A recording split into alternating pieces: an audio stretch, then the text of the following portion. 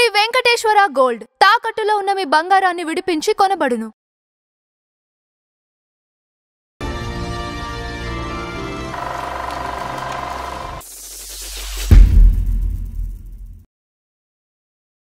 నమస్కారం నందవరచంద్ర గారు. నమస్కారం అంజబాబు గారు. ఫ్లాష్ బ్యాక్ లో వరుసగా వెళ్తున్నాం, అందరినీ చర్చించుకుంటూ ఉన్నాం. ఒకటి గ్రహించాలి, ఎవరైనా సరే ఎవరిని వదిలిపెట్టం, అందరినీ మనం స్మరించుకుంటాం. కరెక్ట్. మహానుభావులు అందరినీ పరిశ్రమకు చేయూతనిచ్చిన ఎందరో మహానుభావులు ఉన్నారు.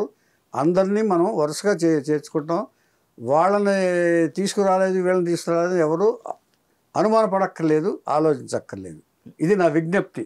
సో అయితే ఈరోజు మన ఫ్లాష్ బ్యాక్లో అసలు కంప్లీట్గా మొదటికి వెళ్ళిపోదాం. సో మనకి చిత్ర పరిశ్రమకి తండ్రి లాంటి వ్యక్తి అనుకోవచ్చు. ఎవరు? దాదాసాహెబ్ ఫాల్కే గారు. అవును అవును. సినీ పితామహుడు తెలుగులో. ఎస్. ఇంగ్లీష్లో father of the nation Gandhi అయితే father of cinema industry Dadasaheb Phalke గారు. అవును. ఖచ్చితంగా మనం స్మరించుకోవాల్సింది, అందులో సందేహం లేదు. ఓకే. అసలు ఆయన గురించి ఆయన ప్రస్తావనలో మెయిన్ ఘట్టాలు ఏవైతే ఉన్నాయో ఒకసారి అవి తెలియజేస్తాను. నేను కూడా చాలా పెద్దవాళ్ళ దగ్గర నుంచి తెలుసుకున్నాయి, పుస్తకాల నుంచి తెలుసుకున్నాయే చెప్తున్నాను. నా సొంత ఇదేమి చెప్పట్లేదు. అది గ్రహించాలని విజ్ఞప్తి మీ అందరికీ, పెద్దలందరికీ కూడా. అంతే. ఎందుకంటే నేను కూడా నాకు ఇష్టం వచ్చినట్లు చెప్పను, నేను తెలుసుకునే చెప్తాను, అందరు చూసి చెప్తాను. దాదాసాహెబ్ ఫాల్కే గారు ఆయన 1870లో పుట్టాడు. ఆయన ఇప్పుడు నాసిక్లో బాగా అక్కడ. ఆయన తర్వాత ఆయనకి బాగా చిన్నప్పటి నుంచి ఆర్ట్ మీద బాగా ఇంట్రెస్ట్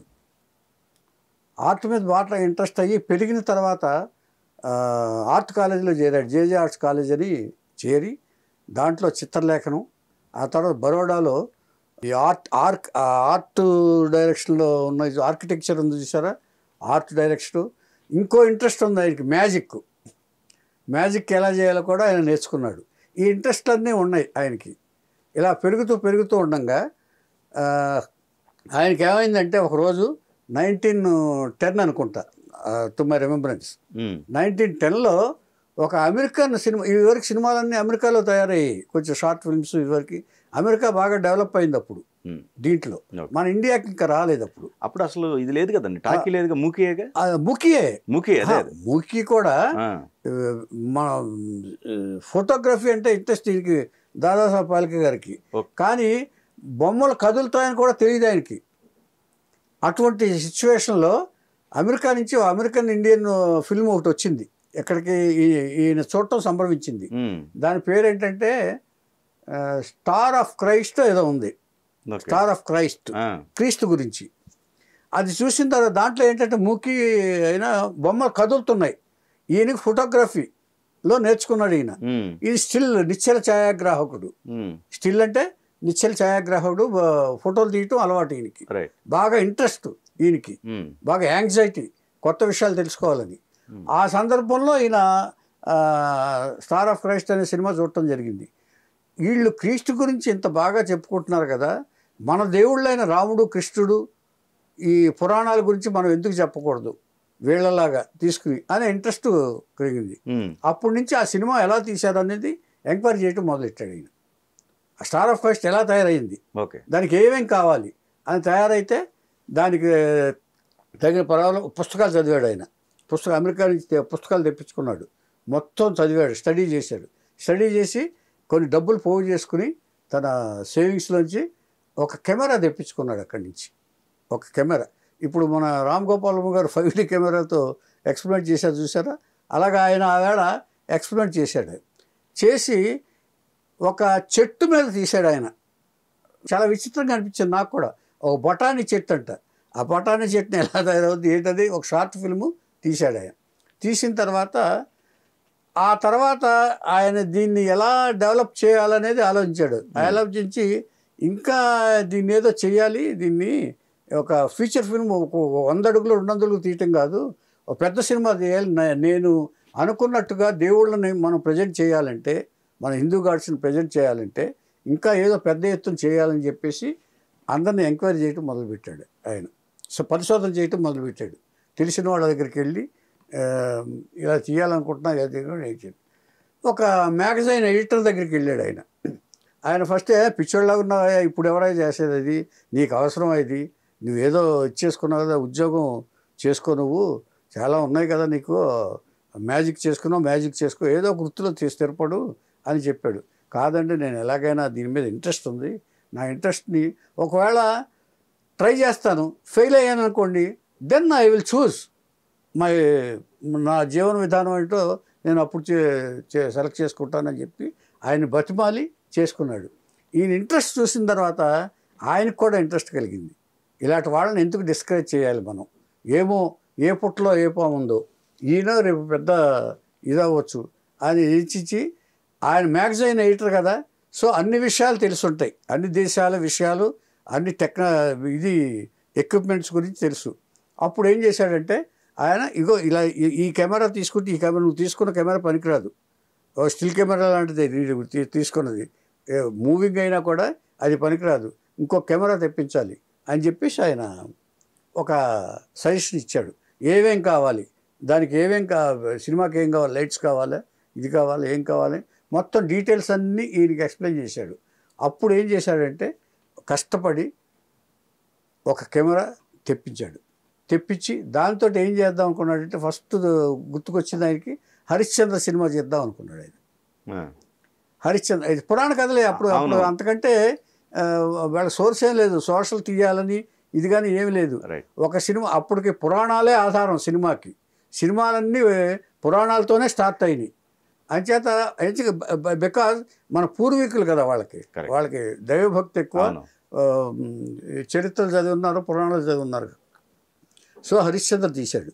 హరిశ్చంద్ర తీసి ఎంత నిడివి, ఎంతో 3,000-4,000 ఎంతో వచ్చింది. అది దాన్ని తనే ప్రదర్శించాడు, వేసి అక్కడ డేరాలు వేసి ప్రదర్శించాడు, అది చేశాడు.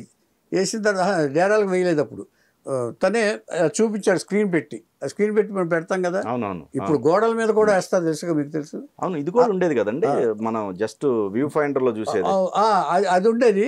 కానీ అది కాదు, ఈయన వేరే విధంగా చూపించాడు, స్క్రీన్ మీద వేసి చూపించాడు. మాటలు అసలు సౌండ్ లేదు, అదే ఓన్లీ హరిశ్చంద్ర కథ, మూకి ఆ కామెంట్స్ అయ్యో చెప్పేవాడు, ఆ కామెంట్స్ కూడా లేవు. ఊరికే తను అనుకున్నది సాధించాడు. హరిశ్చంద్ర సినిమా అనే దాన్ని ఆయన తీశాడు. ఆయన ఏం చేశాడంటే సినిమా పరిశ్రమకి విత్తు నాటాడు, విత్తుని మొక్కగా మార్చాడు ఇప్పుడు, అంతే. ఈ మహావృక్షం అవలా ఇంతవరకు సినిమాది, అంతవరకు విత్తు నాటిన వాడు దాదాసాహెబ్ ఫాల్కే. ఏమండి, ఇవాళ మహావృక్షం అయింది, వటవృక్షం అయింది ఇవాళ. ఏమండి, అది ఆయన హరిశ్చంద్ర తీశాడు. తీసిన తర్వాత ఒకసారి డబ్బులు పెద్దగా రాలేదు, ఆయన నిరుత్సాహపడలే. కాకపోతే ఏదో నేను విజయం సాధించాను అన్న ఉత్సాహం దాదాసాహెబ్ ఫాల్కే గారిలో వచ్చింది. అది వచ్చిన తర్వాత ఇక మోహిని భస్మాసుర, మిగతా పౌరాణిక చిత్రాలు, కొన్ని పేర్లు నాకు గుర్తులేదు కానీ పౌరాణిక చిత్రాలు కొన్ని తీశాడు. తీసి షార్ట్ ఫిల్మ్స్ తీశాడు, పౌరాణిక చిత్రాలు తీశాడు. దీంట్లో సక్సెస్ అయ్యాడు ఆయన. సక్సెస్ అయ్యాడు, డబ్బులు రాకపోయినా సక్సెస్ అయ్యాడు. కానీ ఆయనకి ఏంటంటే ఎప్పటికప్పుడు డబ్బులు ఖర్చు పెడుతున్నాడు, కానీ ఆయన తాగినంత ఇన్కమ్ రావట్లేదు. కానీ ఈయన ఉత్సాహం, సినిమా పిచ్చాడు అంటారు చూసారా, సినిమా పిచ్చాడు. కరెక్ట్గా చెప్పాలంటే దాదాసాహెబ్ ఫాల్కే గారు తను అనుకున్నది ఏదైతే అది నమ్మేశాడు, పిచ్చిగా నమ్మాడు, పిచ్చిగా చేశాడు. అలాగా షార్ట్ ఫిల్మ్స్తో కలిపి దాదాపుగా 95 ఫిల్మ్స్ తీశాడు ఆయన. తీసిన తర్వాత ఆఖరిని ఒక సినిమా ఎత్తుకున్నాడు ఆయన, గంగావతరణం అనే సినిమా స్టార్ట్ చేశాడు. దానికి ఎంత చేయాలో అంత చేశాడు, ఎంత ఖర్చు పెట్టాలో అంత ఖర్చు పెట్టాడు. ఇప్పుడు పెరిగే కొద్దీ ఖర్చులు పెరుగుతాయి కదండి, అంతే పెంచాడు. కానీ ఆయన ఏం చేశాడంటే పెరుగుతున్న టెక్నాలజీని ఆకలింపు చేసుకోవాలి. ఈ నెగ్లెక్టెడ్ ది టెక్నాలజీ, అందుకని తర్వాత ఎన్నిసార్లు చూస్తారో. ఇప్పుడు చూసే సినిమా మామూలుగా తీస్తే చూడదు, ఏదో కొత్తదనం చూపించాలి మనం. ఇప్పుడు సినిమాకి కొత్తదనం చూపిస్తే కథలోనో లేకపోతే టెక్నాలజీలోనో ఏదో రావాలి. టెక్నాలజీ అంటే అప్పటికే అనువైన టెక్నాలజీ నేను అనేది. అప్పుడు అనువైన టెక్నాలజీ అంటే ఊరికే ఇలా తీయటం కాకుండా ఇంకేదన్నా డిజాల్వ్ కానీ ఇంకోటి కానీ టెక్నాలజీలు డెవలప్ అయి ఉంటాయి కదా ఆ రోజుల్లో, మనకు తెలియదు, మన టైం మిషన్ కాదు. అందుకని ఆ రోజులకు తగినట్టుగా డెవలప్మెంట్కి తగినట్లుగా దాదాసాహెబ్ ఫాల్కే ఆలోచించలేకపోయాడు. అంతేకా అంతతో గంగావతరణం సూపర్ ఫ్లాప్. దాంట్లో మునిగిపోయాడు, గంగలో మునిగిపోయినట్టుగా ఆయన ఇక దాన్ని తేరుకోలేకపోయి సైలెంట్ అయిపోయాడు. సైలెంట్ అయిపోయిన తర్వాత ఇక సినిమాలు తీయటం మానేశాడు. ఇక అందరూ ఏమీ చేయలేని పరిస్థితిలో ఉన్నాడు. దీనికి కొసమెరుపు ఏంటంటే, ఇంత చేశారు కదా ఆయన, సినిమాని పరిచయం చేశారు కదా ఆయన. ఇంత చేసిన తర్వాత కొన్ని సంవత్సరాలు గడిచిపోయింది. ఈ సినిమాటిక్గా చెప్తున్నాను, సినిమా కథ కాదు, ఇది ఒరిజినల్ జరిగింది. కొన్ని సంవత్సరాలు జరిగిన తర్వాత సినిమా ఇండస్ట్రీ డెవలప్ అయింది బాంబేలో కానీ ఇది కానీ డెవలప్ అయింది. డెవలప్ అయిన తర్వాత వజ్రోత్సవం చేసుకున్నారు బాంబేలో. వజ్రోత్సవం చేసుకున్నారు. అందరికీ అప్పటి దర్శకులు శాంతారాం గారు, వీళ్ళు సోహరాబ్ మోడీ, వీళ్ళందరూ సన్మానంతో మన వజ్రోత్సవం ఎలాగో అక్కడ కూడా వజ్రోత్సవం సన్మానం చేస్తారు. చాలామంది ప్రేక్షకులు వచ్చారు అప్పుడు, దాదాపుగా చాలామంది వస్తే శాంతారావు గారికి ఎక్కడో దూరంగా ఒక వ్యక్తిని చూశాడు ఆయన. శాంతారాం గారు ఈ ప్రేక్షకుల్లోంచి ఇలాగా మనం ప్యాన్ చేస్తే అక్కడ దూరంగా ఒక వ్యక్తి అనామకంగా అలా నిలబడి చూస్తున్నాడు. ఆయన కనీసం కూర్చొని కూడా కూర్చోలేదు. అంటే ఒక్కసారిగా ఆయన స్టేజ్ దిగిపోయి వెళ్ళి అలా జనం మధ్యలోంచి వెళ్ళిపోయి ఆ వ్యక్తి దగ్గరికి వెళ్ళి నమస్కారం సార్ అన్నాడు. పిచ్చి పిచ్చిగా చూశాడు ఆయన. ఏం లేదు, is none other than Dadasaheb Phalke. ఒక అనామకుల్లాగా ప్రేక్షకుల నుంచి ఉన్నాడు.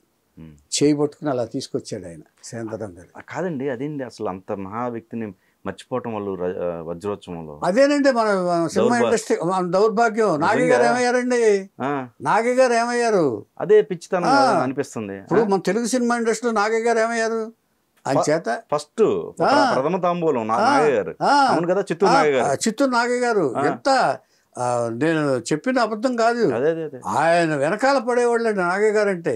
తర్వాత ఒక సమాజాన్ని, ఒక భక్తి మార్గాన్ని ఎత్తుకు తీసుకెళ్ళిన మహానుభావుడు చిత్తూరు నాగయ్య గారు. అవును, ఆయన అసలు ఎక్కడైనా అలాగే ఫస్ట్ అసలు మనకు సినిమాని పరిచయం చేసిన వ్యక్తి. మర్చిపోతారండి, మర్చిపోవడం సహజమే అది. ఇప్పుడు మన ఇళ్లలో కూడా అంతే. మనం పెంచి పెద్ద చేస్తాం, మన కొడుకులు కూడా మన బిడ్డలు కూడా మనల్ని లెక్క చేయని సందర్భాలు కొన్ని వస్తే చాలా మంది చూస్తున్నాం మనం. ఏమండి అలా అనాథ శరణాలయాల్లో ఇవాళ ఎందుకు వచ్చినాయి హోమ్లు, వృద్ధాశ్రమాలు ఎందుకు వచ్చినాయి? అలాగే ఇది కూడా సినిమా ఇండస్ట్రీకి సంబంధించినంత వరకు ఇది కూడా అంతే. ఎవరి జీవితం వాళ్ళు చూసుకుంటారు సార్. అంచేత దీనికి మనకు పునాది పోసిన వాళ్ళు ఎవరు, విత్తు నాటిన వాళ్ళు ఎవరు? ఇప్పుడు చెట్టు దగ్గరికి కాయలు కోసుకుంటారు తప్ప దీనికి నాటిన వాళ్ళు ఎవరు, నీళ్లు పోసిన వారు, నారు పోసిన వాళ్ళు ఎవరని ఎవరు ఆలోచిస్తారు చెప్పండి? ఇప్పుడు మనం ఫలాలను అనుభవిస్తున్నాం మనం. సినిమా ఇండస్ట్రీ కూడా అంతే సార్. కానీ శాంతారాం గారికి మాత్రం ఆయనకి ఎందుకో ఇచ్చేశాడు. వెళ్ళి సగౌరవంగా స్టేజ్ మీద తీసుకొచ్చి అనౌన్స్ చేసి, ఈయనెవరో కాదు, చలనచిత్ర పితామహుడు దాదాసాహెబ్ ఫాల్కే గారు అని చెప్పేసి ఆయనకి ఏం చేసేదంటే అప్పటికప్పుడు తన జేబులోంచి ఎవరిని అడగల, సన్మానకర్తలను అడగల, 5,000 రూపాయలు తీసి ఇచ్చాడు. 5,000 రూపాయలు తీసి ఇచ్చిన తర్వాత ఆయన అలాగా ఏం మాట్లాడలే, కళ్ళల్లో నీళ్లు తప్ప ఆయనకి ఇంకేమీ లేదు. కానీ కొంతమంది ఏమన్నారంటే అప్పుడు అందరికీ టచ్ అయింది. అయ్యో బాబాసాహెబ్ అందరూ వచ్చి నమస్కారం చేశారు. కానీ అప్పుడు ఒకడు సలహా ఇచ్చారు శాంతారాం గారికి, ఏమండి మీరు డబ్బులు ఇచ్చారు ఓకే, కానీ ఈ డబ్బులు కూడా మళ్ళీ సినిమా తీస్తాడు ఈయన, ఏదో సినిమా తీస్తాడు ఈయన, 5,000 ఇచ్చారు కానీ ఈయనకి ఇల్లు కూడా లేదండి ఇంతవరకు, అన్ని పోగొట్టుకున్నాడు, ఆస్తులన్నీ పోగొట్టుకున్నాడు, ఇల్లు లేదు, సొంత ఇల్లు లేదు, ఎవరికి ఏమి మిగల్చలేదు ఈయన, ఫ్యామిలీకి కూడా. అంచేత ఓ పని చేద్దాం సార్, ఎవరో మంచిగా ఆలోచించేవాడు ఉంటాడు కదా, పని చేద్దాం సార్ అని ఆ నాసిక్ ఆయన స్వగ్రామంలో ఆయన సొంత ఊళ్ళో ఒక ఇల్లు కొని పెడదాం సార్, ఈ డబ్బులు పెట్టి ఆ డబ్బులు తీసుకోండి సార్ అని చెప్పిచ్చారు. ఇచ్చి 5,000 రూపాయలు పెట్టి ఇల్లు నాసిక్లో కొని ఇంకొక 5,000 రూపాయలు ఖర్చులకు ఇచ్చి ఆ తర్వాత ఆయన్ని ఇచ్చేస్తే అదే ఇంట్లో కూర్చుని ఆయన తుదిశ్వాసం ఇచ్చాడు. ఇది దాదాసాహెబ్ గారు. కానీ ఇక్కడ మీరు గమనించారా, 5,000 ఇస్తుంటే ఒక ఆయన వచ్చి ఏమంటే మీరు ఇయ్యొద్దు, ఇస్తే మళ్ళీ అది సినిమా తీస్తాడు అన్న. అంటే సినిమా అంటే ఇంకంతే, ఇంక సినిమా అసలు సినిమా ఇంకా పిక్చర్ అని చెప్పాం కదా నేను.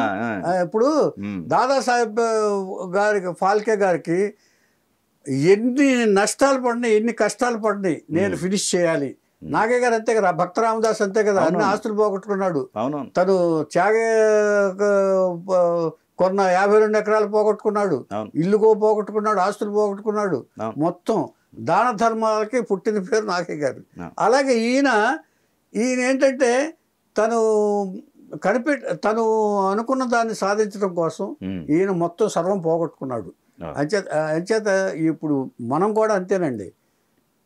ఎవరైనా కూడా మనం ఒక లక్ష్యంలో, ఇప్పుడు మీరు ఛానల్ పెట్టారు, లేకపోతే ఇంకొకరు పెడతారు, దాన్ని పైకి తీసుకురావడానికి ఎన్ని నష్టాలైనా భరిస్తారు తప్ప దాన్ని మళ్ళీ మనం లేపి సక్సెస్ చేసుకోవాలనే తాపత్రయంతోనే ఏ మనిషి అయినా ఉంటాడు. అది మనిషి సహజ లక్షణం. అలాగే దాదాసాహెబ్ గారు ఫాదర్ ఆఫ్ సినిమా ఇండస్ట్రీ అయ్యారు.